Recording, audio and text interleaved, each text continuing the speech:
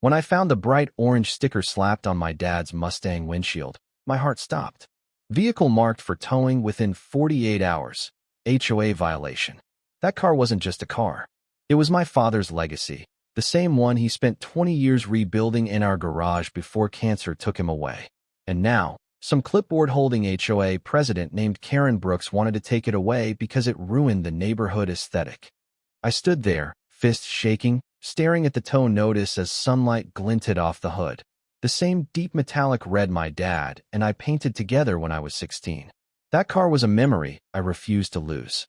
But what Karen didn't know was that behind her own perfect white fence, she was breaking more rules than anyone else on the block. After Dad passed, the house sat empty for nearly a year.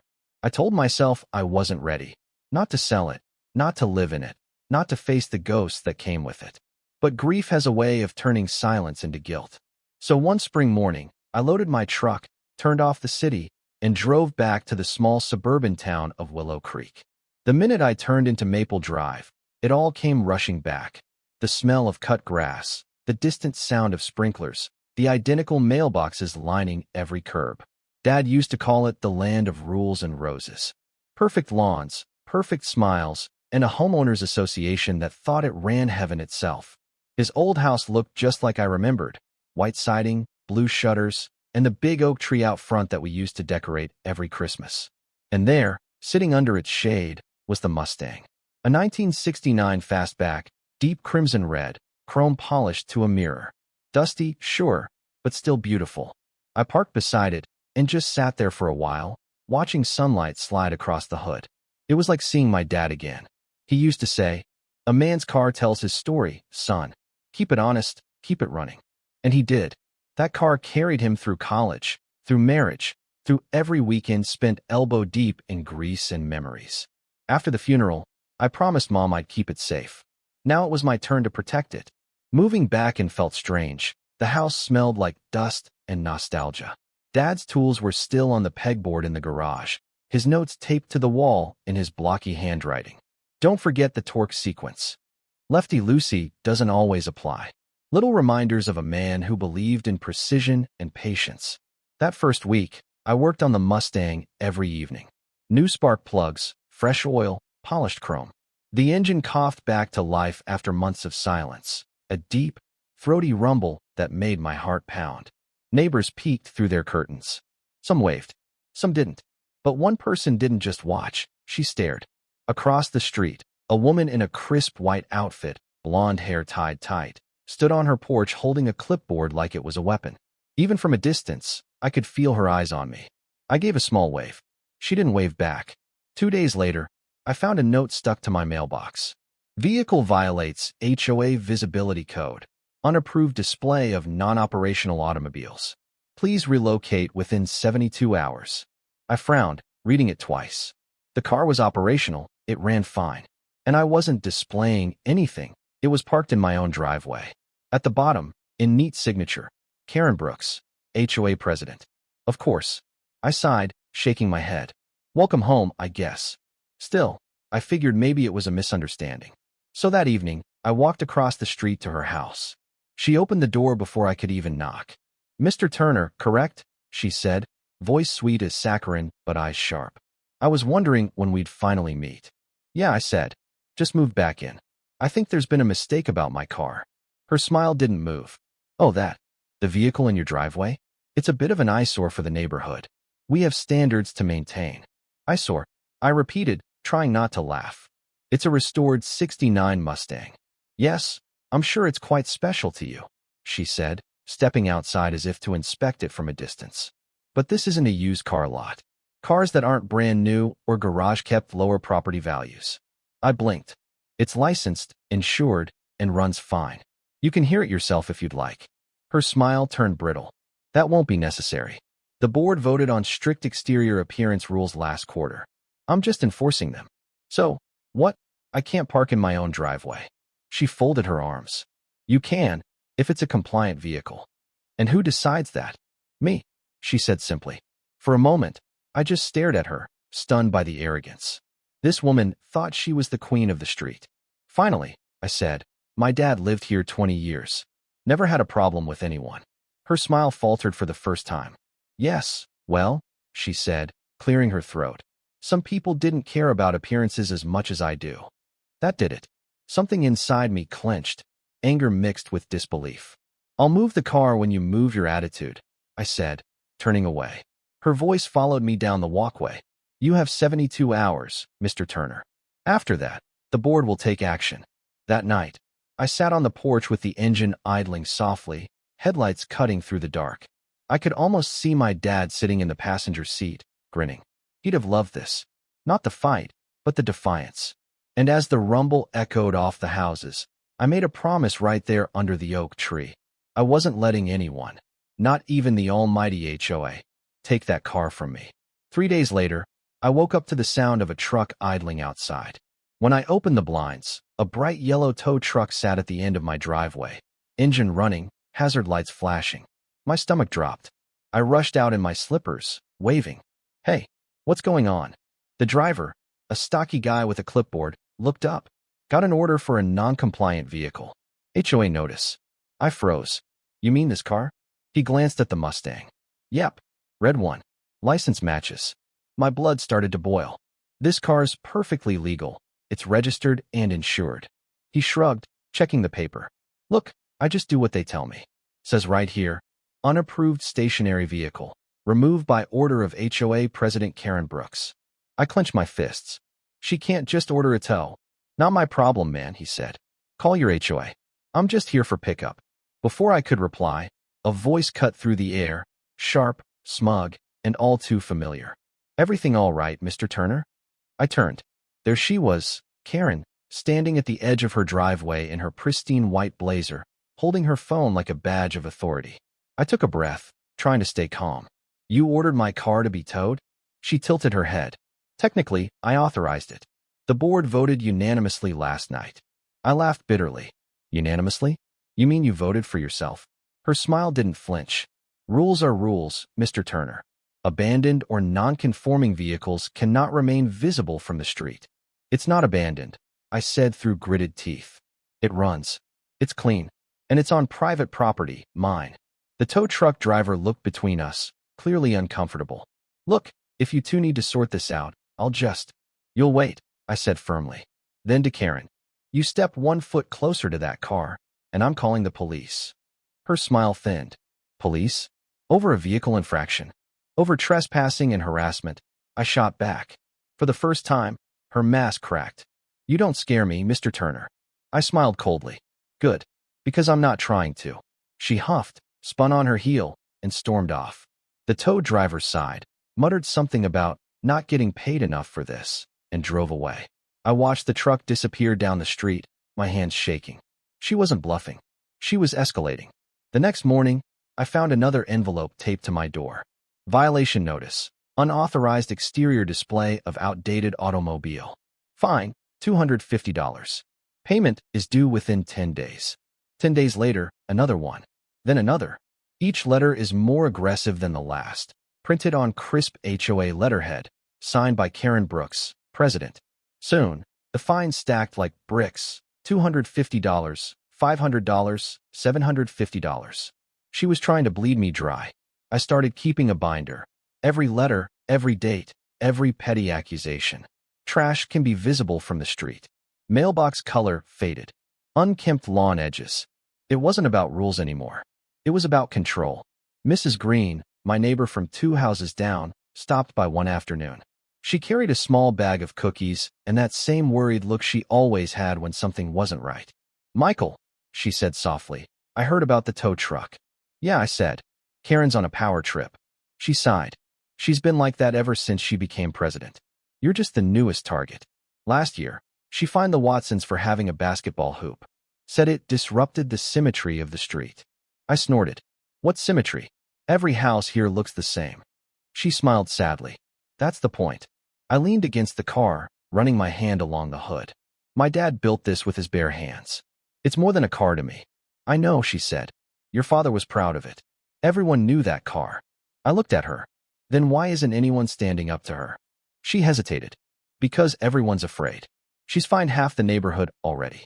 People would rather stay quiet than deal with her. I nodded slowly. Yeah, That's how bullies win. Later that night, I went for a drive, windows down, engine purring like it never aged a day. The stars shimmered over Willow Creek, and for a few miles, it felt like Dad was there beside me again. When I pulled back into the driveway, I noticed a shadow move across the street. Karen. She was standing under a lamppost, phone in hand, snapping photos of my car. I walked toward her. Enjoying the view? She jumped slightly, lowering her phone. Just documenting our records. Records? I repeated, stepping closer. You mean harassment? She smirked. You really shouldn't talk to HOA officials that way, Mr. Turner. It doesn't help your case. What case? I said. You're inventing one. I'm enforcing community standards, she said, her voice tightening. If you can't follow them, maybe Willow Creek isn't the right place for you. I chuckled. You mean your version of Willow Creek? The one where you decide what's acceptable? Her expression hardened. You'll see how far that attitude gets you. And with that, she turned and walked off, heels clicking against the sidewalk like a countdown to war. By the end of the week, the mailbox was stuffed with HOA letters, each one bolder than the last. Then came the one that made my heart drop all over again. Final warning. Non-compliant vehicles will be removed by authorized tow service within 48 hours. No more threats. This time, she meant business. I stood there on the porch, a letter trembling in my hand. The sun was setting, casting a long orange light across the hood of the Mustang, the same light that used to shine on Dad's face as he worked. I could almost hear his voice again. Don't back down, son. They can take the car if you let them, but they can't take your pride. That's when I made a decision. If Karen wanted to play dirty, I'd dig deeper, because I'd bet my father's wrench that somewhere behind her perfect porch and polished smile, she was hiding something worth far more than a tow truck ever could.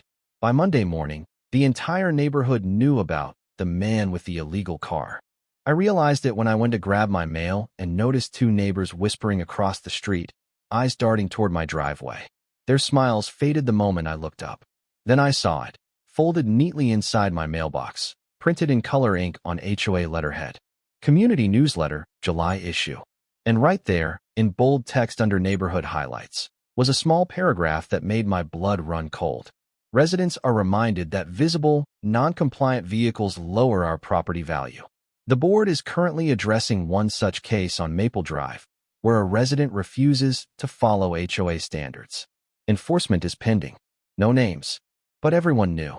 By evening, I'd gotten 3 friendly messages on my doorbell camera. Hey, man, maybe just park it inside your garage. Don't make trouble. Karen's been talking about calling the county. She's saying you're lowering everyone's house value. Lowering house value.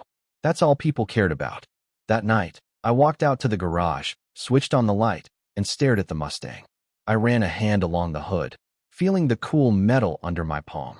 Looks like it's you and me against the world again, Dad, I whispered. The thought made me laugh a little, bitterly. That's when headlights flashed across my window. I stepped outside and saw a black SUV idling by the curb. The window rolled down, and Karen's sharp voice called out, Mr. Turner, you still haven't complied. I sighed. You're really doing this at night now? She smirked. Just ensuring our community's reputation remains intact. By stalking people in the dark. She ignored that. The board has authorized me to contact the county code enforcement officer tomorrow morning. Good, I said flatly. Maybe he'll tell you what a real violation looks like. Her face tightened, and the SUV rolled forward a few feet, like a predator circling prey. You think this is a joke? You're playing a dangerous game. I stepped closer. No, Karen. You are. Her glare could have cracked concrete. 48 hours, Mr. Turner. Then the car's gone. She drove off, taillights slicing through the dark. The next day, I started noticing strange things. A camera mounted on the streetlight across from my house, brand new.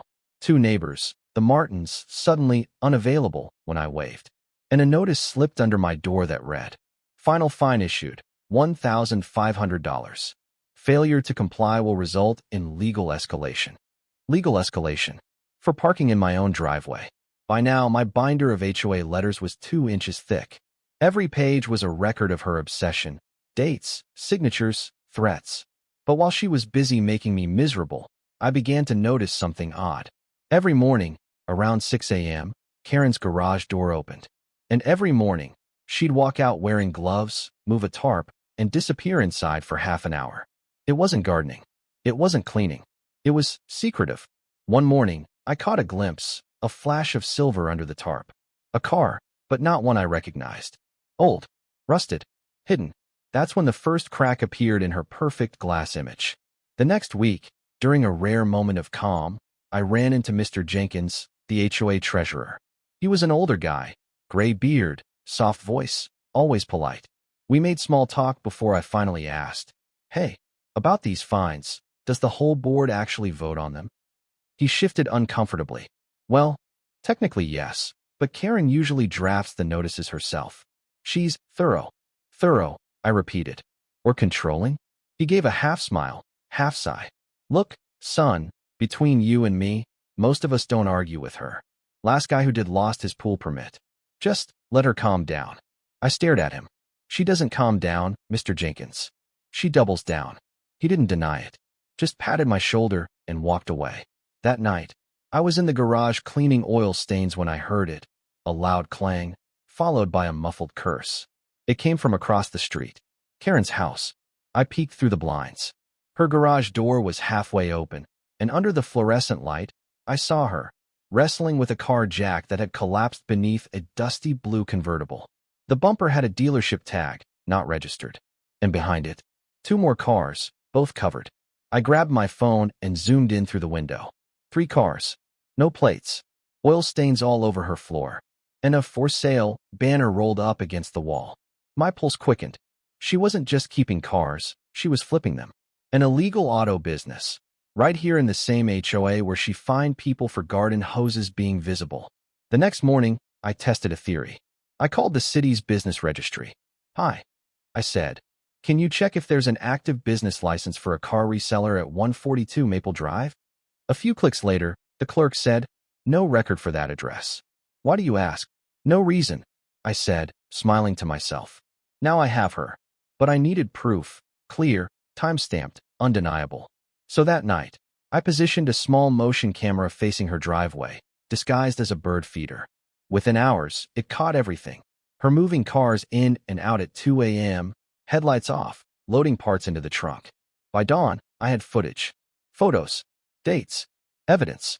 The same woman who fined me for a non-compliant vehicle was running an illegal auto-flipping operation from her garage. The irony was poetic. But justice? That would come next. The following evening, Karen dropped another envelope on my porch. Her usual smug move. But this time I smiled. Because by the time she walked away, I'd already sent her secret to the HOA board and the city inspector. Anonymous.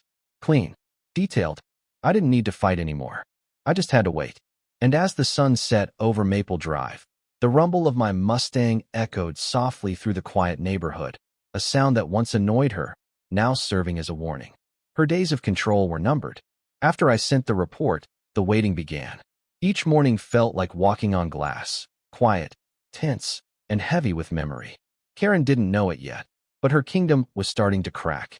And while she strutted around like a sheriff, I found myself drifting deeper into the garage, into the world my dad built one wrench turn at a time. The Mustang sat there, sunlight sneaking through the small window, cutting across its hood like a spotlight. Every time I looked at it, I saw him. Dad was the kind of man who didn't talk much, but when he did, his words stuck. He believed in work, not luck. And he believed that anything worth building should outlast you. I still remember the first day we brought the Mustang home. I was 12. It was a wreck, rusted panels, cracked windshield, engine parts scattered in cardboard boxes. Mom hated it. "Why'd you buy that pile of junk?" she asked. Dad had just smiled. "Because one day it won't be junk." And then he looked at me. "And when that day comes, it'll be ours." Those years in the garage became our story. Saturday mornings with the radio humming, the smell of motor oil mixing with Mom's pancakes from the kitchen. We spent summers sanding panels, winters scraping rust, and springs arguing over paint colors. He always said red wasn't just a color, it was an attitude. Black's for people who give up easily, he'd joke. Red's for fighters. The day we finally turned the key and heard the engine roar to life, he didn't cheer. He just leaned back, crossed his arms, and said softly, "Told you it wasn't junk." I never saw him prouder. When he got sick years later, the car sat untouched. The tools gathered dust, the oil cans rusted shut. I was too busy taking him to appointments, pretending he'd get better, pretending time wasn't running out. One night, near the end, I found him sitting in the garage, staring at the car. He didn't say much, just patted the hood and whispered, "You keep her running, son. Promise me that." I did. And he smiled, that small, tired smile, the kind that said he believed I would. He passed away a week later. I kept that promise ever since. Even when I moved away, even when life got messy, I came back for that promise, and for him. That's what Karen didn't understand. To her, the car was an eyesore. To me, it was my father's heartbeat on four wheels. Every letter she taped to my door felt like an insult to him. Every fine, a slap at his memory. But I wasn't just protecting metal, I was protecting meaning. And I knew if Dad were still here, he'd tell me exactly what he always said when something unfair happened. Don't fight fire with anger, son. Fight it with proof. That's what I was doing now. Proof. Cold, clean, undeniable. Just like he taught me. One evening, I sat in the garage with the old photo album he used to keep, grease-stained, corners bent, pages yellowing. There he was, holding me as a kid, both of us covered in paint, the car half-built behind us. And another, me at 16, handing him a wrench while he adjusted the carburetor. His face was serious, focused, but proud. Flipping those pages felt like turning back time. Every memory sharpened my resolve. I whispered, "Don't worry, Dad. She's not taking this from us." Then, as if on cue, thunder rolled in the distance. The air thickened, the wind picked up, and rain began to tap against the roof, soft, steady, rhythmic. The Mustang gleamed under the flickering light. A fighter's red, just like he wanted. That night, I dreamed of him. We were back in the garage, both of us working in silence, the way we always did. He glanced up at me, smiled, and said, "Looks like you've still got that temper." I laughed. "You gave it to me." He chuckled. "Good. You'll need it. But don't let it cloud your mind." Then he handed me a wrench. The same one I found on his workbench the morning after the funeral. When I woke up, the wrench was still sitting there beside me. A reminder. A message. And maybe a sign. The next day, I went out early, just after sunrise. The neighborhood was quiet, dew still clinging to the lawns. I popped the hood and started tuning the engine again, not because it needed it, but because it felt right. Every click, every twist of the wrench was therapy. Then I noticed something across the street. Karen's garage door, slightly open again. And for the first time, I saw someone else there. A man, younger, maybe mid-30s, hauling a set of rims into her garage. They spoke briefly, exchanged something small, maybe cash. Then he left. I raised an eyebrow. So she wasn't just hiding cars. She was selling them. I smiled faintly. Well, Dad, looks like the proof just got clearer. I went back inside, grabbed my binder, and flipped open the newest section. Evidence. HOA President. I added a photo from the camera, time-stamped and printed. Underneath, I wrote in red ink, "Recurring after-hours transactions, possible unlicensed sales." It felt official. But more than that, it felt right. This wasn't just revenge anymore. It was justice, the kind Dad would have been proud of. That night, before turning in, I sat by the window watching the streetlights glow across the hood of the Mustang. It shimmered like molten gold under the orange lamps. And I said quietly, "You built her to last, Dad. Now I'll make sure your name lasts too." Outside, Karen's porch light flickered once, then went out. I couldn't help but smile. The storm was about to roll her way, and she didn't even see it coming. I didn't plan to become a detective, but when someone pushes you far enough, you start paying attention to things you used to ignore. For the first time, I noticed how much noise came from Karen's house. Not the kind of noise you'd expect from a woman obsessed with silence and order. Metal clanks, engines revving, muffled conversations that stopped whenever someone walked by. She called my Mustang an eyesore, yet every night, she turned her own garage into a workshop. The hypocrisy was almost impressive. One Thursday evening, I caught her again. I was sitting in the living room, binder open, reviewing her latest letter, another $500 fine, when headlights swept past the blinds. Curiosity tugged at me. I peeked outside.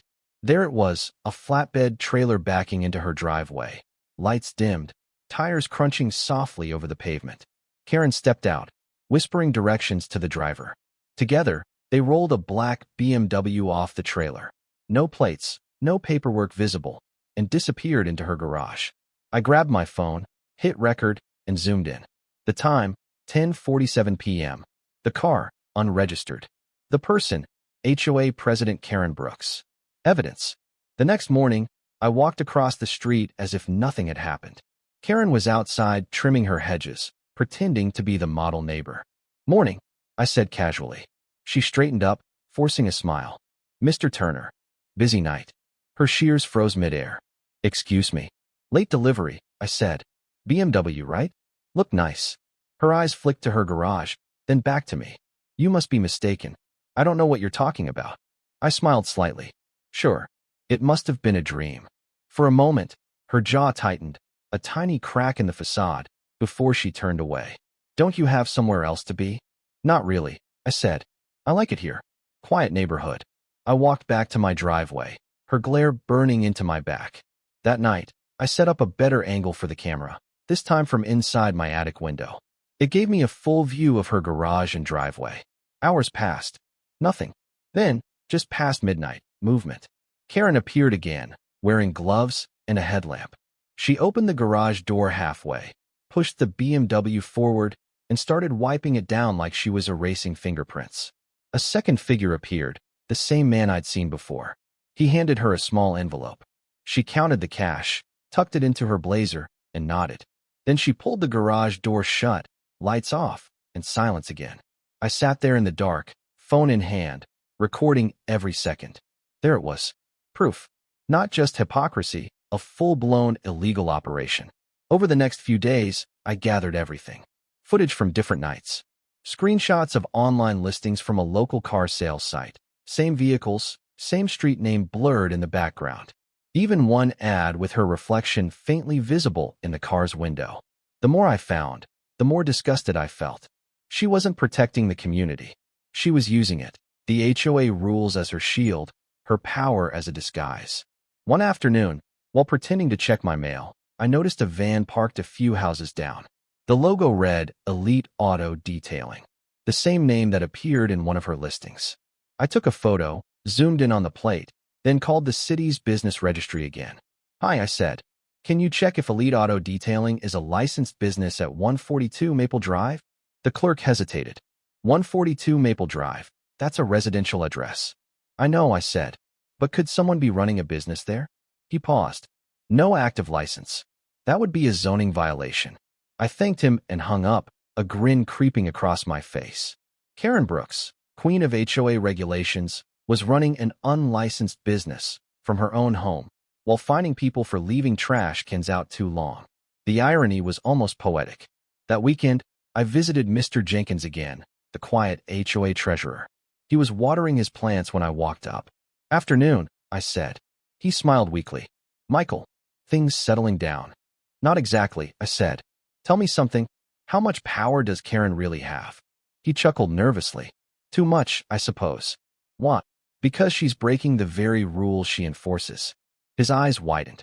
"What do you mean?" I said carefully, she's running a commercial business from her property. Multiple vehicles, transactions, no license." He blinked. "That can't be true." "It is," I said, handing him a small USB drive. "You'll see for yourself." He took it hesitantly. "Michael, if this is real, it could remove her from the board." "I'm counting on it," I said. That night, I couldn't sleep. Rain pattered against the roof, wind rustled the trees, and every creak of the house felt like tension building before a storm. The Mustang gleamed outside, droplets running down its hood like veins of silver. I thought of Dad, of how proud he'd be seeing me stand up, but also of how careful he'd tell me to be. "Let the truth do the work," he'd say. So I did. The next morning, I typed an anonymous email. Willow Creek HOA Board Ethics Violation. HOA President Karen Brooks attached is documentation of ongoing illegal business activity being conducted by HOA President Karen Brooks in direct violation of neighborhood zoning laws and HOA bylaws. Evidence includes photos, video footage, and timestamps verifying repeated unlicensed commercial activity from her residence. Consider this a courtesy before the city inspector receives the same file. Then I hit send. 2 days later, something shifted in the neighborhood's air. Karen's usual morning routine, inspecting lawns, patrolling mailboxes, stopped. Her curtains stayed drawn. Her SUV sat idle in the driveway. Whispers began to float again, but this time, not about me. Mrs. Green told me she saw two men in suits at Karen's house that morning. City officials, she thought. They spent over an hour inside, then left with folders in hand. By the afternoon, Karen's tone had changed. She was quiet. No letters. No threats. Nothing. But I wasn't celebrating yet. Something told me the storm wasn't over. It was just beginning. That evening, I took the Mustang out again, engine rumbling under the golden sky. The neighborhood looked calmer, lighter, as if the whole street had been holding its breath and finally exhaled. When I got back, I noticed Karen's porch light flickering. And for the first time, her garage door was wide open, empty. Every car, every tarp, every trace of her midnight operation, gone. She was cleaning the house. Literally. I stood at the edge of my driveway, watching her silently carry boxes into her SUV. She looked smaller somehow, not the confident, power-drunk HOA president, but a woman cornered. She caught me looking. Our eyes met. For a second, I thought she'd say something. Apologize. Explain.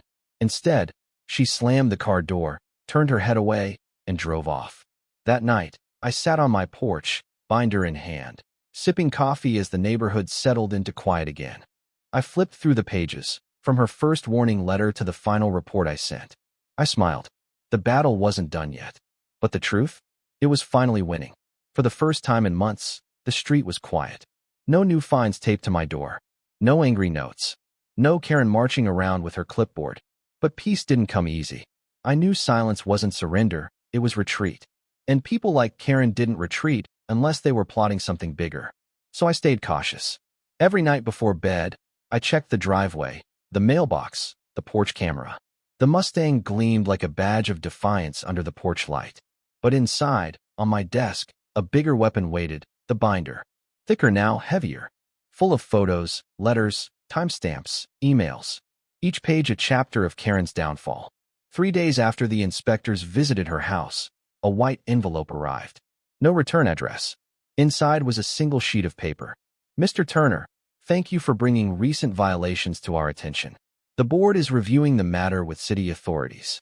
Please refrain from further involvement until the investigation concludes.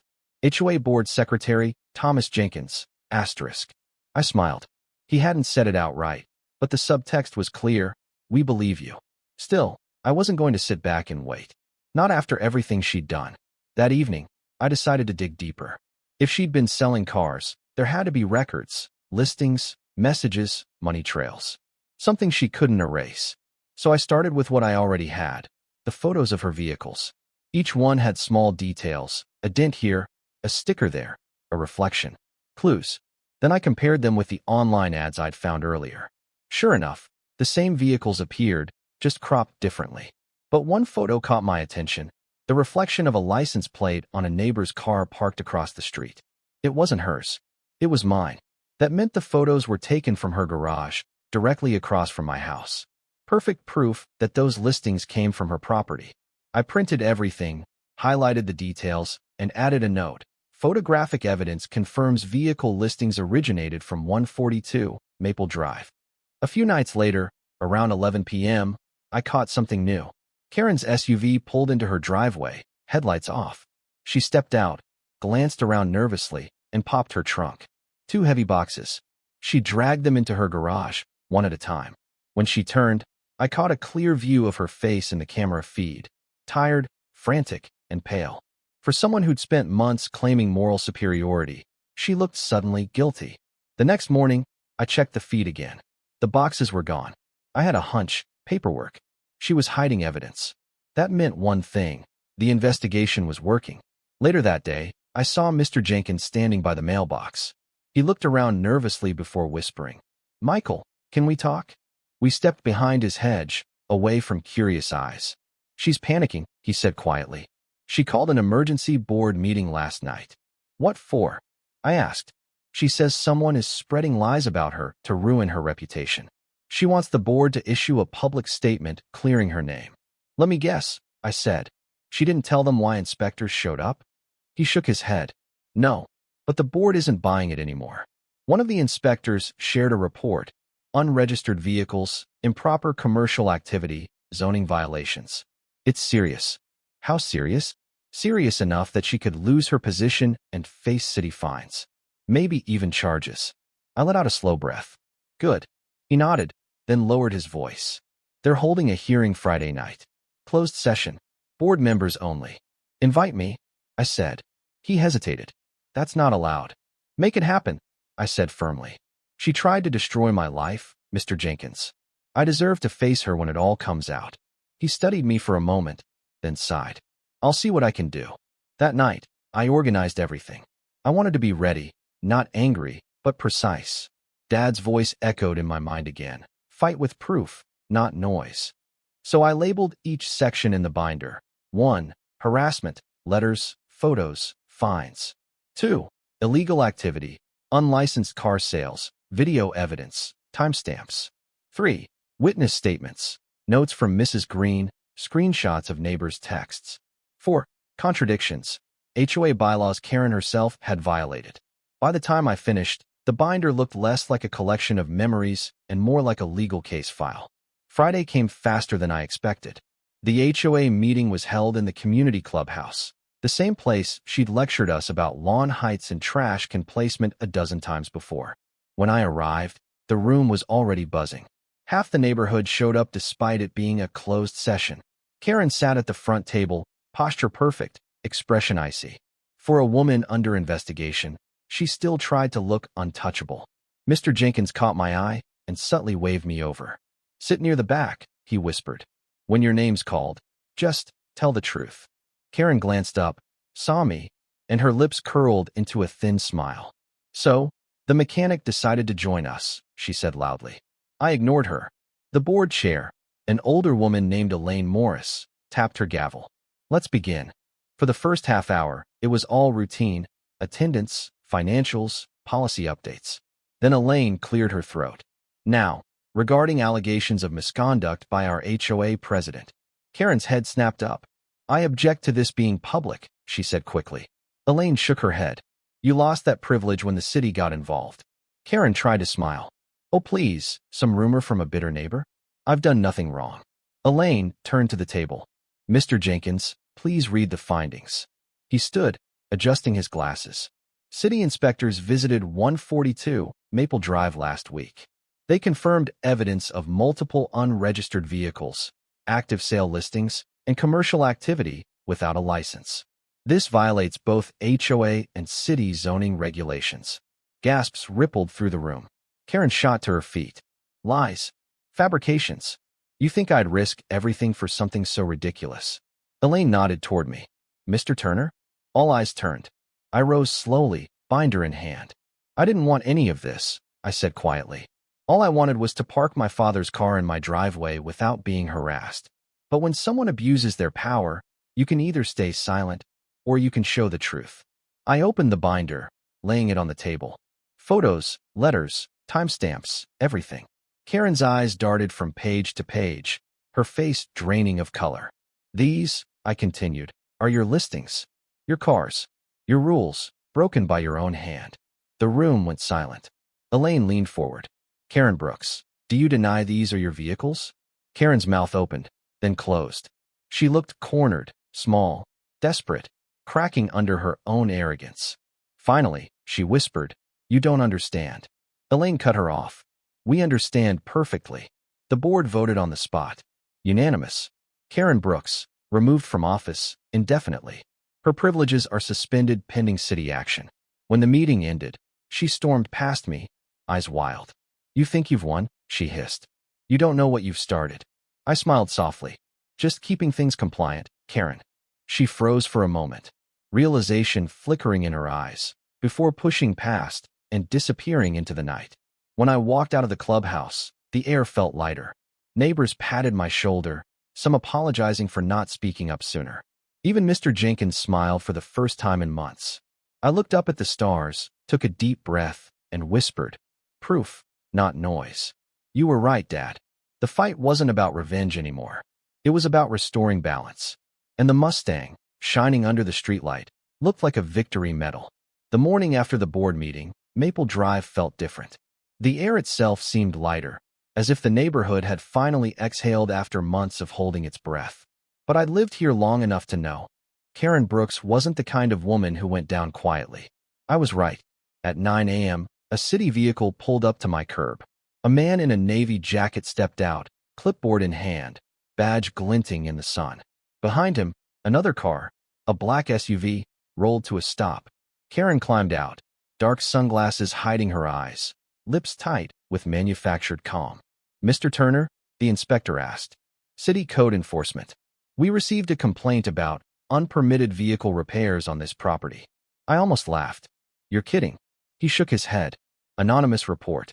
Says you're operating an unlicensed auto shop." Karen folded her arms, pretending to study her nails. "Rules are rules," she said smoothly. "If one of us has to follow them, we all do." I bit back a grin. She'd actually tried to flip the script, filed the same accusation she'd been guilty of. Classic Karen move. If she couldn't win, she'd drag everyone into the mud. "Mind if I look around?" the inspector asked. "Not at all," I said. "Come on in." Inside the garage, the Mustang gleamed under perfect lighting. No tools scattered, no oil stains, no second vehicles, just one lovingly kept car and a framed photo of Dad on the wall. The inspector circled slowly, jotting notes. "This is your only vehicle?" "Only one," I said. "Registered, insured, personal use only. You can check the paperwork." He did. Everything matched: VIN, registration, insurance. When he finished, he nodded once. "You're clear, Mr. Turner." Karen's sunglasses tilted just enough for me to see the panic flicker beneath them. The inspector continued, "However, I do have a separate order to revisit 142 Maple Drive this afternoon. Routine follow-up on last week's inspection." Her smile froze. "That won't be necessary." "It's mandatory," he said, snapping his clipboard shut. "See you at 3. She turned on her heel, storming back to her SUV. The tires squealed as she sped off. I couldn't resist calling after her. "See you at 3, President Brooks." That afternoon, half the neighborhood watched from their windows as the city truck parked in front of her house. 2 inspectors, clipboards, cameras. Karen paced the driveway, gesturing wildly, her perfect composure unraveling. The inspectors entered the garage, and within minutes, one emerged holding a thick folder and a camera bag. They spoke quietly, then loaded both into their truck. By sunset, they were gone, and so was Karen's last shred of control. Around 8 that evening, there was a knock at my door. I opened it to find her standing there, raincoat pulled tight even though the sky was clear. "Happy now?" she hissed. I crossed my arms. "Not yet. Still waiting on that apology." She took a shaky breath. "You destroyed my reputation." "No," I said evenly. "You did that when you started lying to everyone. You think you're a hero?" Her voice cracked. "You embarrassed me in front of my board, my friends. Your customers," I finished. "Let's not forget them." For a moment, she looked ready to strike me. Then her shoulders sagged. "You don't understand. This neighborhood was falling apart. People needed order. They needed respect," I said. "You gave them fear." She stared at the ground, jaw trembling. When she finally looked up, her voice was small. "They're going to find me. Maybe worse." I almost felt sorry for her, but only almost. "Maybe next time you'll think twice before calling a tow truck on someone else's memories." Her eyes filled with tears she refused to shed.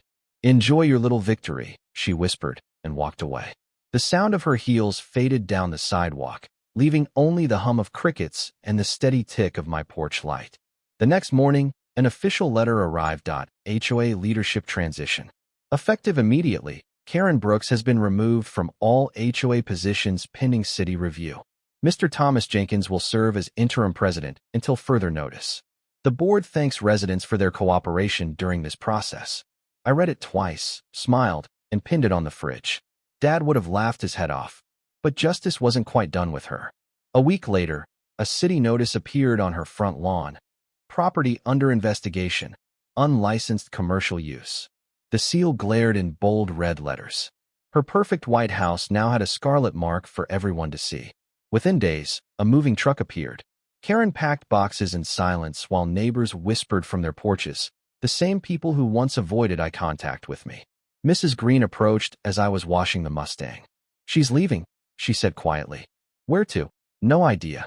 Somewhere with fewer rules, I hope. We both laughed softly. For the first time, it wasn't out of bitterness, it was relief. That evening, I parked the Mustang at the end of the street and watched the sunset paint the sky in crimson and gold. The same colors Dad loved. The same color I'd fought to protect. I thought about everything that had happened.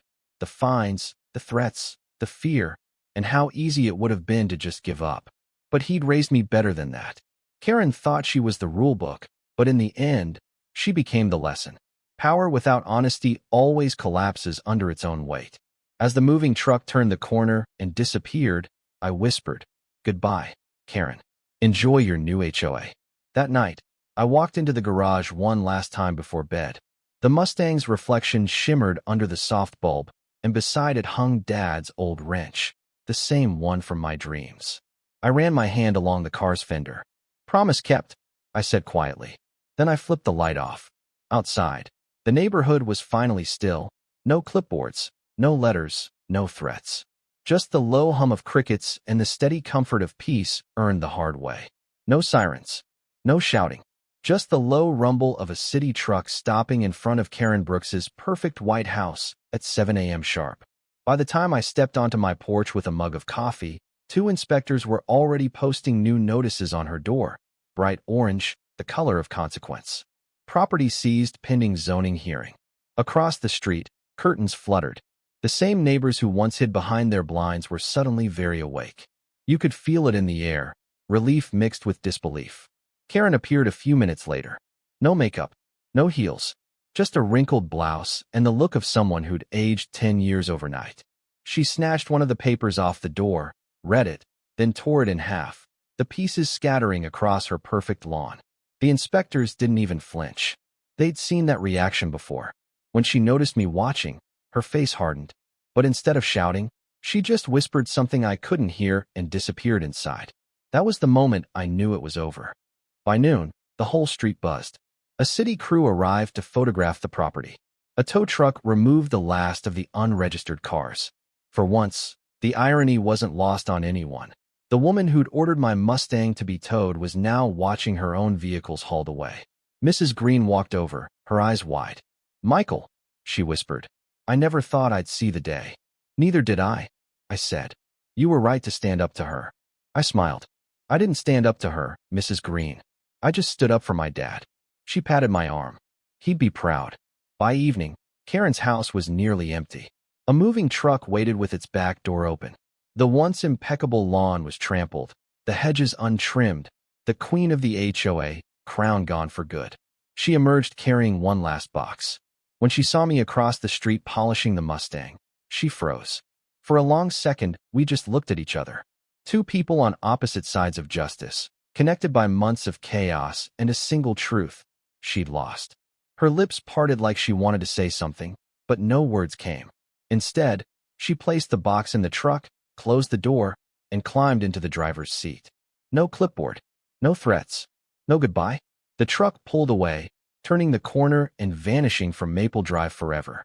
The sun broke through the clouds just then, lights spilling across the street, touching the chrome of the Mustang until it glowed like fire. For the first time since moving back, I felt free. No letters on my door. No neighbors avoiding my gaze.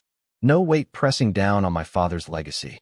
The next morning, the HOA board held a community meeting, not to scold or fine, but to listen. Mr. Jenkins, now interim president, stood at the front with a gentle smile. "No rules today," he began. "Just a fresh start. We forgot that this neighborhood isn't about perfection. It's about people." Applause echoed through the clubhouse. I even clapped. It felt right. After the meeting, a few neighbors came over to shake my hand. One of them, the same man who once told me to just park it inside, looked genuinely ashamed. "Sorry for not standing up earlier," he said. "It's fine," I replied. Better late than never. A week later, the city inspector returned, not for Karen, but for me. He handed me a small envelope. Inside was a permit marked permanent exemption, historical restoration vehicle. "Your Mustang's officially protected," he said. "No one can touch it now." I grinned. Guess rules aren't so bad when they're used right. He chuckled. That's how they're supposed to work. The neighborhood changed after that. Kids rode their bikes freely again. Porches filled with flowers instead of notices. People talked to each other instead of reporting each other. Somehow, without meaning to, Dad's Mustang became a symbol. Every Saturday morning, neighbors would walk by just to see it shine in the sunlight, chrome catching the light like hope. Mrs. Green called it the heartbeat of Maple Drive. I like that. A few months later, I got a letter from the city. Karen Brooks had pleaded guilty to zoning violations and tax evasion. Community service. Probation. No prison, but no power either. I didn't celebrate. I just closed the letter and looked at Dad's photo on the garage wall. Justice was enough. That evening, I took the Mustang for a drive one last time before putting it away for winter. The engine purred like a living thing, low and steady. As the streetlights flickered on, the car's reflection glided past the houses, quiet, strong, free. When I returned, the whole neighborhood seemed different, peaceful, a place Dad would have been proud to call home again. I parked under the oak tree, the same spot where he'd once taught me to change oil and cut the engine. The silence after the roar felt sacred. I sat there for a while, watching the sun sink below the rooftops. Golden light washed over the dashboard, illuminating the old photo I kept tucked behind the speedometer. Dad, smiling, a smudge of grease on his cheek. Guess we did it, I murmured. The wind rustled the leaves like a soft reply. And for the first time since he'd gone, I felt completely at peace. Winter came early that year. The air carried that crisp stillness that makes every sound feel sharper, like the neighborhood itself was listening again.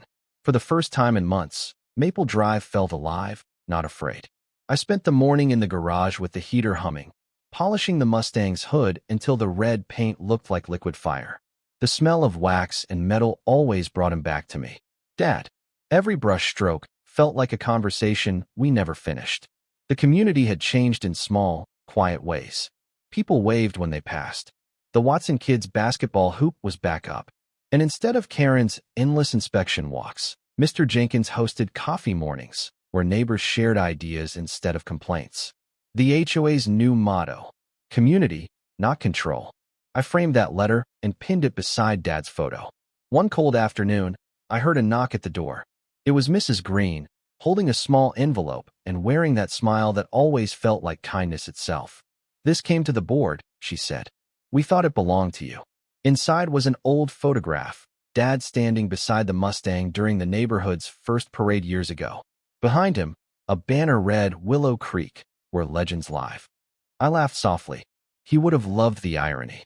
She looked around the garage, eyes shining. "You kept your promise, Michael." "Yeah," I said quietly. "But I think the neighborhood kept one too." That weekend, the board held a small ceremony in front of City Hall. They invited me to bring the Mustang. As I drove up, cameras flashed, neighbors cheering, the mayor shaking my hand. The same city official who once came with a clipboard now smiled and said, "We wanted to thank you for reminding us what integrity looks like." They handed me a plaque. In honor of Henry Turner, for building more than a car, he built a legacy. I couldn't speak for a moment. My throat closed up, and all I could do was nod. When the crowd dispersed, I stayed a little longer, tracing my father's name on the brass plate.